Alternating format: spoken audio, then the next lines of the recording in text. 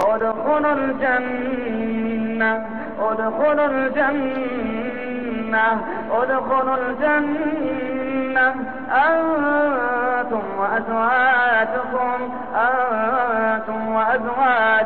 تحبرون يطاف عليهم بصحاف من ذهب وأكواب وفيها ما تشتهيه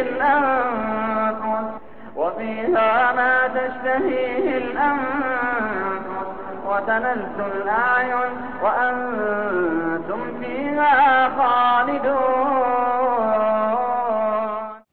هاي جايز، طبعا اليوم راح اخلي اختي تختار لي سكين، تسوي لي سكين. الله يستر طبعا. يلا اختاري لي راس لما.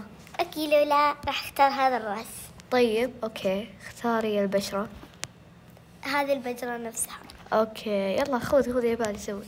اوكي، ما راح احط راس. حطي شعر. لا ما راح احط التروس. وش التروس؟ تورسس يعني الصدر.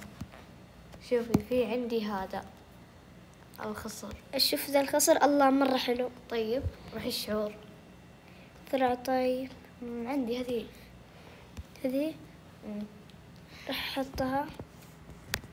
طيب روحي الآن الملابس. يلا هنا يلا اختاري الملابس.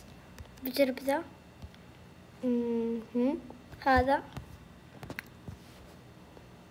اوكي لا هذا تيشرتات يعني عادي بضبط عليها. متأكدة؟ كيف؟